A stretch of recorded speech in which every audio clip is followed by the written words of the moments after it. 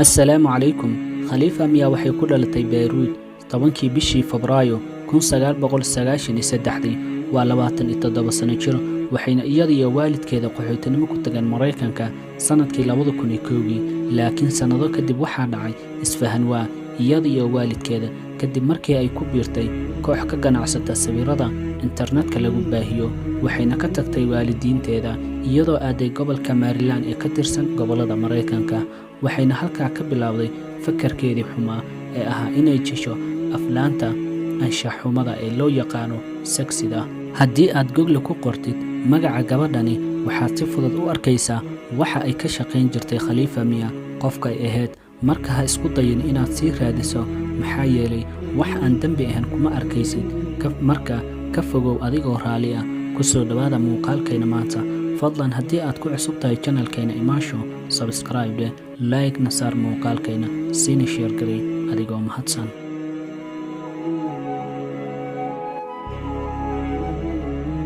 khalifa miya waxay sheegtay inay waalidkeeda ka qaadeen xuriyaddii ay lahayd ayna u baahatay inay u noolaato siday rabtay oo ahaa inay gasho sawiro anshax xumo ah iyo inay jisho aflaanta xun ee sexida. waxayna ahayd gabar ku barbaartay bartamaha magaalada Beirut ee waddanka Lubnaan laakiin markii ay Mareykanka imaaday waxaa ku dhacay isbeddel aad u weyn iyadoo si khaldan u fahantay xuriyadda iyo inay samayso waxay rabto oo hadhow aanan garanaynin awaaqib xumada iyo waxa ka dhalan karo. waxayna gashay nolol ku dhisan mugdi iyo walwal badan laakiin khalifa miya waxaasi dhandhigaha ayay ka fadhiisatay iyadoo og waxa ay samaynayso inay ahayn wax wanaagsan. intaa kadib waxay tagtay Maryland si ay ugu biirto shirkad samayso aflaanta xun ee loo yaqaano sexida. waxayna halkaasi ka gashay noloshii mugdiga ku dhisneed.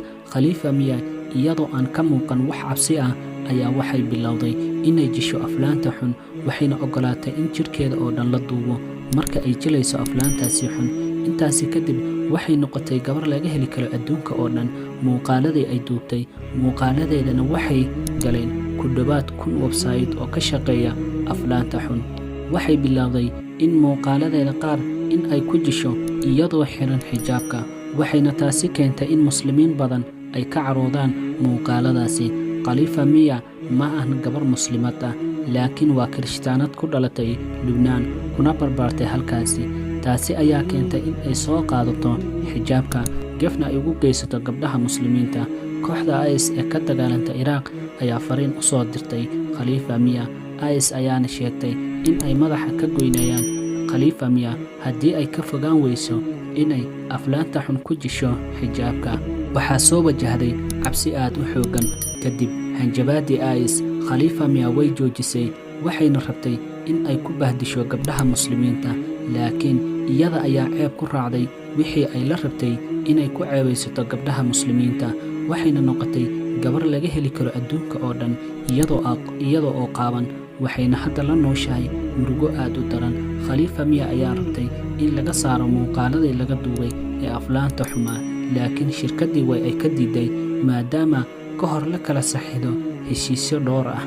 waxay sheegtay inay ka samaysay lacagdan $12,000 saddexdii bilood ee ugu horeysay markii ay bilowday shaqadii ugu xumeed. khalifa miya ayaa sheegtay in shirkaddii iyada ay ka tirsaneed in muuqaaladii iyada laga duubay ay ka sameeyeen ku dhowaad $10 milyan laakiin iyada ay lacagtaasi aanan arkin xitaa wax u dhow. waxayna hadalkeeda raacisay ma garanayo waxa aan sameeyey wuxuu ahaa go'aankii iigu xumaa ee noloshayda. bulshada dhexdeeda hadda kuma lihi wax xushmad ah.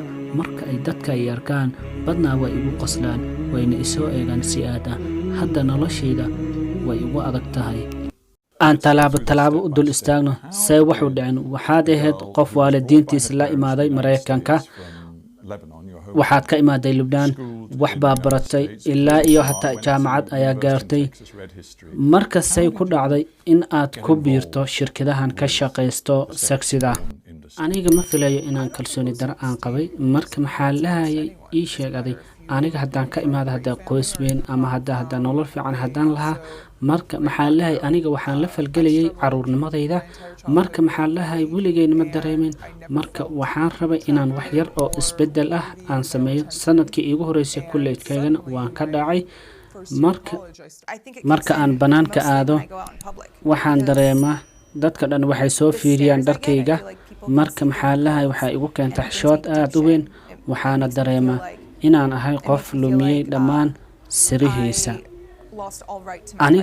taasna anaa sameeyey waxaan ahay qof laga heli kala Google marka sawirahaas kama saari kartid miyaa Google xaq uma lihid in aad ka saarto Google xaq uma lihid miyaa in aad ka saarto Google jirkaaga oo dhan oo yaalo adduunka maya aaday u adag tahay waxaad xiratay xijaabka islaamka marka waxaadna bilowday in aad ku samayso muuqaalada seksida marka waad garanaysaa gefka aad geysatay arrintaasi waxaan u sheegay haddaad aragtaan idil ayaan dhahay marka maxay ku dhaheen way iga qosleen